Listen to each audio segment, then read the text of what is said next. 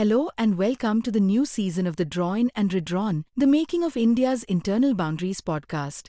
This is a part of a larger India State Stories project that explores the evolution of India's political and administrative boundaries.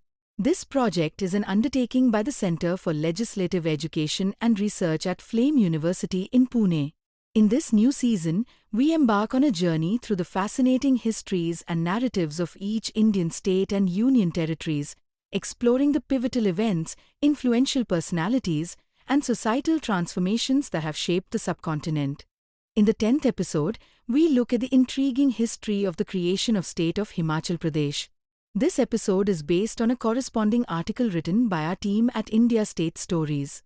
These articles have been converted to audio conversations with the help of Google's Notebook LM. You can find the relevant article link in the show notes. Now, let's dive into the conversation. Okay, I want you to try a little mental exercise with me for a second. It might require closing your eyes, unless you're driving, in which case, please definitely do not do that. Okay, I'm with you. But picture a jigsaw puzzle. But not the nice rectangular one you do on a rainy Sunday, with a picture cat on it. Right. Imagine the pieces are made of massive, jagged granite segments of the Himalayas, basically. Now, here's the catch. The pieces don't actually touch each other. They're scattered across the table, and in the gaps between them, there are pieces from a completely different puzzle that don't belong there at all. That is a very chaotic image. Right. And geographically speaking, it sounds like a logistical nightmare. It is. But looking at the maps from 1947, that is exactly what the region we now call Himachal Pradesh looked like. Yeah. It wasn't the solid, contiguous diamond shape we see on Google Maps today. Not at all. It was a map full of holes. It was barely a map at all. It really was. And frankly, the state as we know it didn't exist. Right. Our mission for this deep dive is to figure out how that broken map was, how it was fixed. Hi. We need to explore how a mosaic, and I use that word deliberately, of 28 tiny hill states, a massive hydroelectric dam project, and the incredibly complex politics of Punjab were slowly, piece by piece, stitched together to create India's 18th state. So let's go back to the starting line. Immediately after independence, August 1947, if I'm standing in, say, Shimla or maybe Chamba, what is the political reality on the ground? Right. Because looking at the notes, the name Himachal Pradesh wasn't even in the lexicon yet. No, the name comes later. If you look at the source material, specifically that snapshot from 1947, the region was essentially fragmented. It was broken into 4 distinct, disconnected buckets. 4 parts. 4 parts. And it's vital to understand just how separate they were. First, and most prominently, you had the East Punjab Hill States. And the number here is just staggering to be 28 of them. 28 distinct entities. These were small, semi-autonomous, princely states. We're talking about places like Chamba, Mandi, Suket, Sirmaur, and Bashar, which is now the Kinnar district. I want to pause on that because princely state can sometimes sound like a dry, bureaucratic term. But these were historic Rajput principalities, right? Oh, absolutely. They weren't just administrative zones drawn by the British on a napkin. Absolutely not. These were kingdoms with centuries of lineage. They had their own rulers, their own cultural vibes, and really unique administrative systems. The sources mentioned they were culturally rich and politically active. So not just NC land. No, these were societies with a history of popular mobilization, especially during the late colonial period. They had their own identities, their own courtly traditions, and a lot of local pride. So just imagine trying to organize a meeting in 1947. You have 28 different rulers, all used to be in the boss in their own valley. Exactly. It was a diplomatic minefield. So that's bucket 1, the 28 hill states. What else is on the table? Then you had 2 segments that belonged to the East Punjab states. This gets a bit acronym heavy, but this group would later form PEPSU, the Patiala, and East Punjab States Union. Okay, so little islands of PEPSU territory. Little islanders mixed in with the hill states.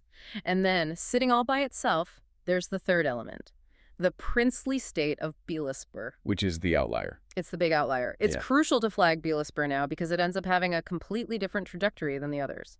It's the piece of the puzzle that just refuses to fit, for a while anyway. Right. And we are going to get into that because it involves a lot of concrete. Yeah. But just looking at 1947, the key takeaway is that this was just an administrative patchwork inherited from colonial governance. A total patchwork. And the challenge facing the new Indian government, specifically the state's ministry in Delhi, was how do you integrate this this mosaic into a singular political identity. Yeah, you can't govern a state where you have to cross a border just to get to the next district. Impossible. The logistics of moving goods, police, or even just mail across these fragmented borders, it just wasn't feasible.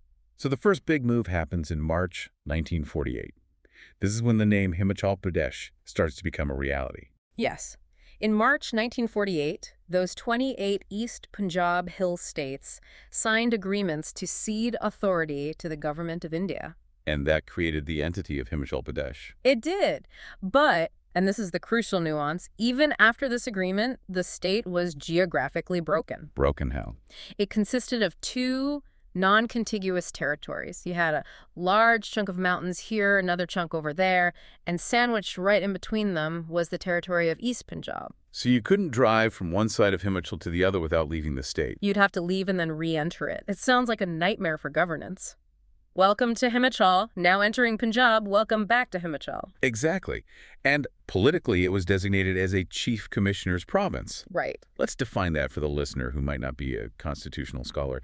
A chief commissioner's province sounds distinctly, well, undemocratic. It was certainly centrally controlled. It meant the center in New Delhi appointed a chief commissioner to run the show. No chief minister. No elected chief minister, no real legislative assembly yet. The reins were held very, very tightly by Delhi. So the people of the hills had traded their kings for a commissioner, but they hadn't quite gotten democracy yet. Okay, so this brings up the obvious alternative. If you have these small hill territories sandwiched around and inside Punjab, and the geography is already a mess, why not just merge them into Punjab? Just make one big, solid state.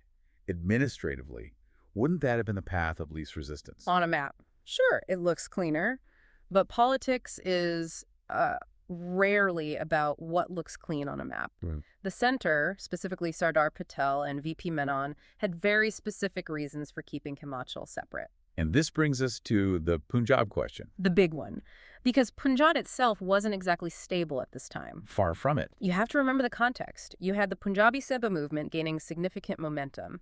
This was led by the Shiromani Akali Dal, and they were demanding a separate Punjabi-speaking state. So the logic was, if we throw these hill states into Punjab, we're just adding more fuel to a fire that's already burning.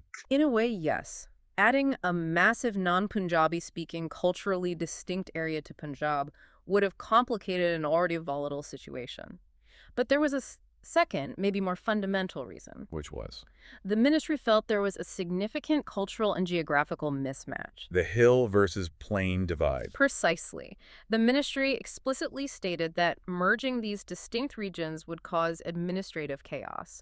They recognized that the Pahari identity, the people of the hills, was distinct from the plains people of Punjab. I think that's a really interesting point the sources make. It wasn't just about language. It's an acknowledgement that life in the high Himalayas it functions differently. Absolutely. The economy is different, the agriculture is different, the social structure is different. Think about it.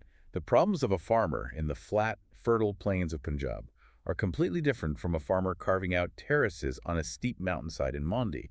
The administrative needs are totally different. So even though Himachal was administratively isolated and geographically split, that Swiss cheese map you mentioned, keeping it separate was a way to protect that distinct cultural identity while the dust settled in Punjab. Okay, let's unpack the Bilaspur situation now. Because earlier you mentioned it was one of the 4 parts, but it didn't join the others in 1948. It stood alone. It did. It was a holdout. Why? I mean, it's right there geographically. Why was this one specific princely state kept totally separate from the nascent Himachal Pradesh? Here's where the story pivots from, culture to pure engineering. Engineering. Usually when we talk about states merging or separating in India, we talk about language or religion or royal lineage. In the case of Bilaspur, it was about a dam. The Bhakra Nangal Dam. The very same. Yeah. This was one of the temples of modern India, as Nehru famously called them, a massive hydropower and irrigation initiative that was absolutely vital for India's food security and industrial development. And the site was in Bilaspur, right in the state of Bilaspur. So the center was worried that if they let Bilaspur become just another district in a regular state, local politics might mess up the construction. That was the fear.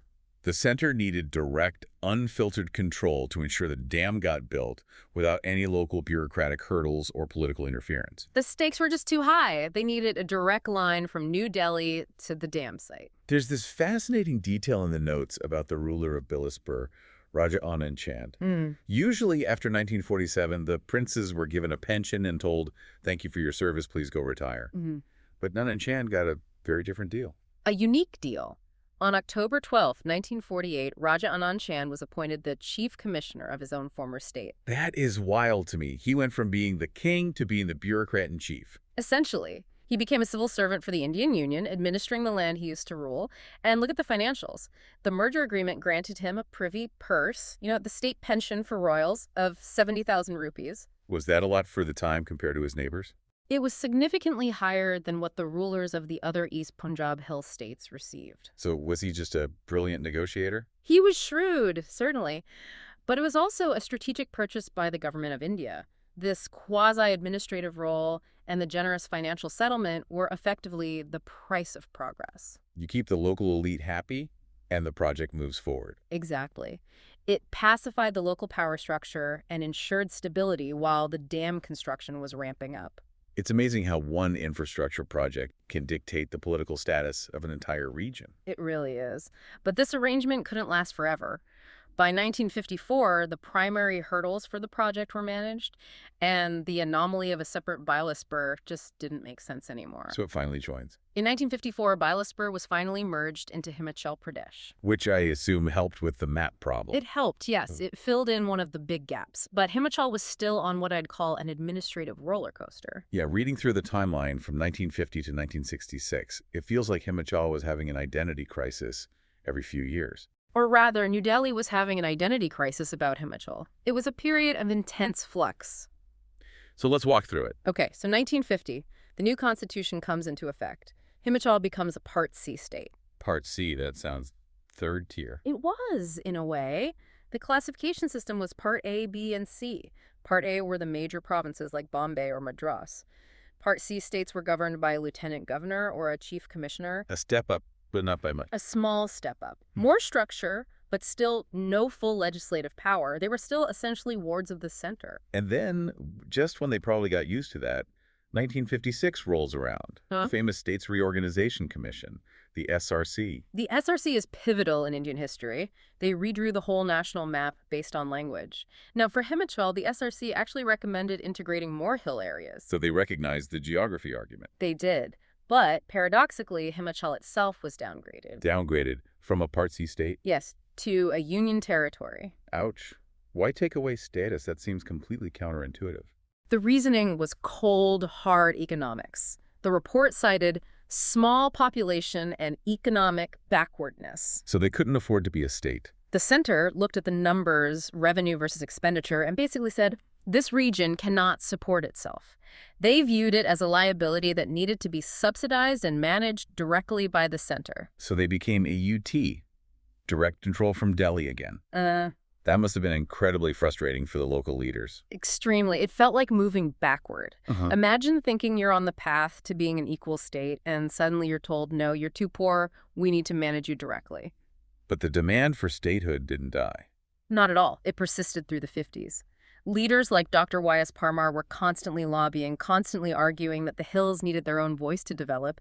They argued you can't develop a mountain economy if all the decisions are being made by people in the plains. You need local solutions for local problems. Exactly. And then we hit 1966. This seems like the real turning point where the map finally clicks into place. 1966. The year the puzzle pieces touch? 1966 is the year of the Punjab reorganization. The state of Punjab was being split into Punjab for Punjabi speakers and Haryana for Hindi speakers. And in that divorce settlement. In that settlement, the hill areas that were historically part of Punjab were transferred to Himachal Pradesh. We're talking about major territories here. Places like Kangra, Kulu, Shimla, Lahore, and Spiti. Exactly. These were massive additions, not just in terms of land area, but population and resources. And crucially, for our jigsaw puzzle analogy, this finally created territorial contiguity. The pieces finally touched. Yes. For the first time, Himachal Pradesh was a solid, continuous block of territory on the map. It wasn't scattered islands anymore. It was a unified geographical entity. Shimla was connected to Kangra. The holes in in the map were filled. So at this point in 1966, you have the land, you have the people, you have the shape, but you still don't have the title. You're still a Union territory. Correct. But the momentum was undeniable now. You had a unified hill territory. You had a legislative assembly, which had been reinstated in 1963, giving them a taste of democracy again. And you had strong leadership. Let's talk about that leadership. We mentioned Dr. Y.S. Parmar earlier. The sources call him the architect of modern Himachal. He is a towering figure in this story. He was the first chief minister, but more importantly, he was the strategist. He understood that for Himachal to survive, it couldn't just be a backward region asking for handouts. It had to prove its worth. It had to prove it was a distinct cultural and political unit that required statehood to flourish. He led the institutional lobbying in New Delhi, convincing the center that Himachal could stand on its own feet. He argued that the potential for hydropower and horticulture meant the state wasn't a liability but an asset. And it finally paid off. It did. The climax of this long journey from 1947 to 1971 happened on January 25, 1971. The eve of Republic Day. Parliament passed the Himachal Pradesh State Act. And on that freezing January day, amidst the snow in Shimla, Prime Minister Indira Gandhi addressed the crowd, and Himachal Pradesh became the 18th state of the Indian Union. It's quite a journey when you zoom out. From 28 scattered kingdoms, a couple Punjab pockets, and a dam site run by a former king to a fully fledged state. And it proved something very important for the Indian federal system.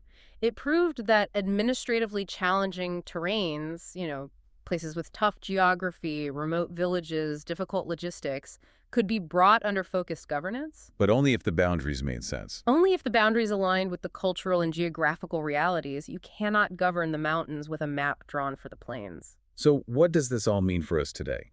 When we look at the map of India, Himachal just looks like, it looks like it's always been there. It feels permanent. That's the illusion of maps, isn't it? They look permanent and inevitable. We assume the lines are ancient. But they're not. No. The formation of Himachal shows us that map-making is an active, messy negotiation. It's not just drawing lines, it's a balancing act. A balancing act between what? On one side, you have huge national interests like the Bhakra Nangal Dam. The center effectively said, we don't care about your borders, we need this dam. And that dictated the map for years. Right. But on the other side, you have the aspirations of the people, the Pahari identity. The people of the hills refused to be just an appendage of the plains. They insisted that their geography required its own administration. And eventually, the map had to bend to fit both. It did. It took 24 years, but it did. It really makes you think. We look at a map and assume those lines were inevitable. History just happened. But in the case of Himachal, one massive concrete wall, the Bhakra Dam, dictated the borders of the state for years. It really did. It effectively froze the political process in Bilaspur because the concrete was more important than the crown. That is a fascinating way to put it. We usually think of borders defining the land, but sometimes what we build on the land defines the borders. It makes you wonder, what other infrastructure projects hidden in plain sight are currently holding our political maps together? Are there dams or highways or maybe now digital infrastructures that are secretly the reason our administrative lines are drawn the way they are? That is a question worth pondering. The map is never just about land. It's about power and utility, and sometimes it's about a dam. Well, on that note, we are going to wrap up this deep dive into the mountains. If you want to see the visual evolution of this map, from the scattered puzzle pieces of 1948 to the unified state of 1971, check out the article linked in our show notes. It really helps to see the maps side by side to understand the transformation. It is quite dramatic. Absolutely. Thank you for listening to this special edition of the Deep Dive India State Stories. We will see you in the next Deep Dive.